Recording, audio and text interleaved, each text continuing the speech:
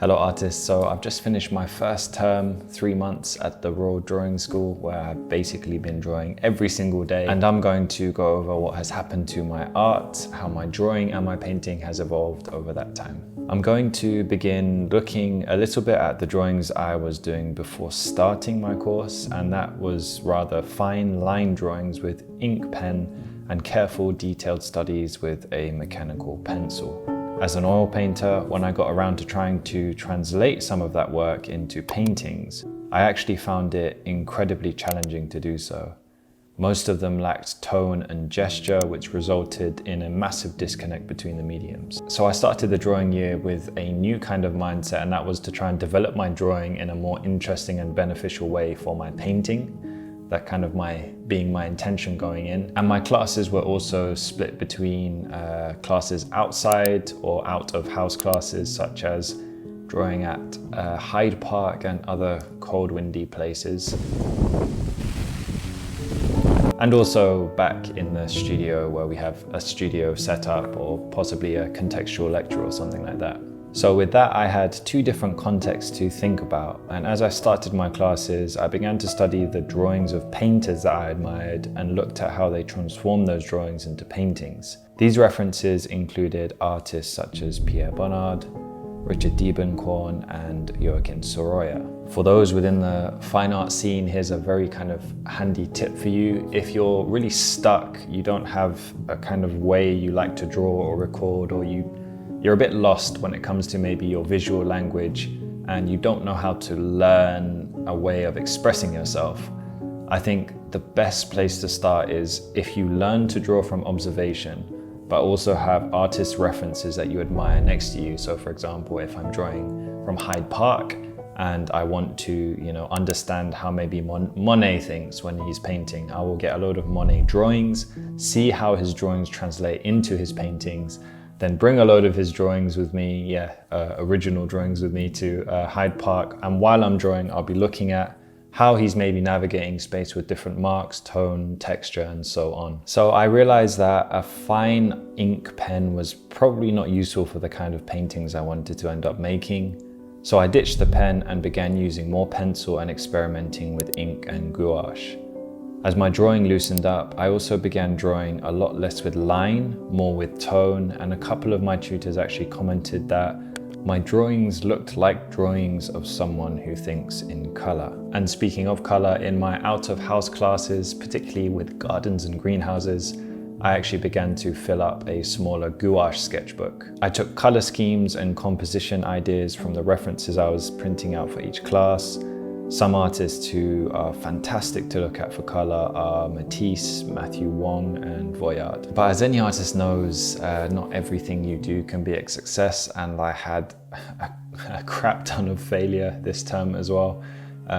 My largest failure probably being charcoal. I look at charcoal and think, oh, what a lovely soft painterly feel it has, and how beneficial this would be for my to reference for my paintings, and then you use it and it just I can't get a grasp around charcoal. I feel like every time I use it, I hate my drawing almost instantly. I actually ended up copying some Matisse charcoal drawings to try and get an idea of how he was executing the charcoal, because I think he has some absolutely stunning charcoal drawings, but also visited the William Kentridge show at the Royal Academy and was quite inspired by that too.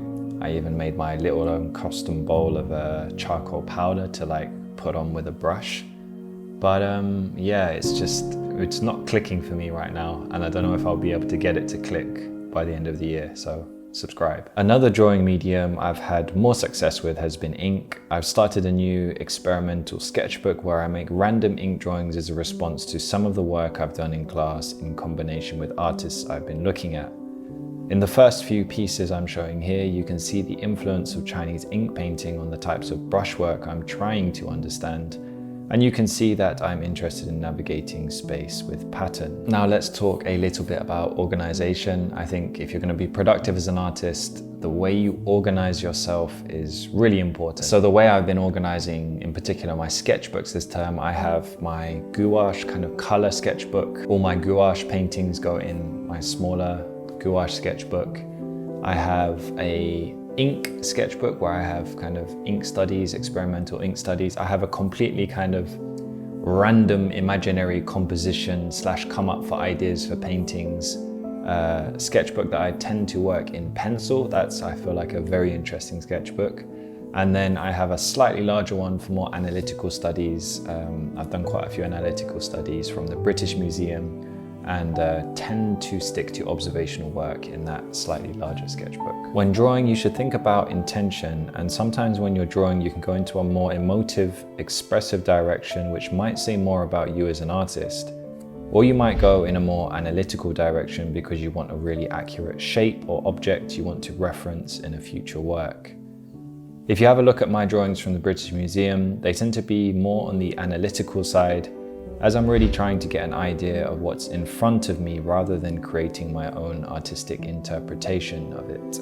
One of my most exciting sketchbooks at the moment, shout out to Muji, is my imaginative sketchbook where I dump random ideas, notes, compositions, gestural marks, and sometimes sketch elements of work presented by both my tutors and classmates. This is the sketchbook that is most likely going to lead into paintings because it's where I'm combining elements from everything else I've been doing and stirring them all into one entity. I think it's also really important to have like a experimental, loose, full of failures kind of sketchbook, because it's kind of a stark contrast in comparison to, say, my colored gouache sketchbook, where I've kind of almost become stuck thinking that every single page has to be this refined, beautiful work. And that's probably one of the big takeaways that anyone should be, I guess, learning from this video, is that as an artist, it's not your job to kind of render photorealistic drawings from Google Images. Like, I'm not sending any shade at the realists out there. I have nothing against realism, but you have to remember, as an artist, you are not some printer who's just supposed to be like printing out photorealistic drawings, unless maybe you really enjoy that. But it's not really gonna light a fire in your soul or create an artistic legacy. Making bad drawings is really, really important. And to improve as an artist, you have to take risks. And usually with risks comes really, really bad drawings. So they kind of go hand in hand. Like, bad drawings come with improvement.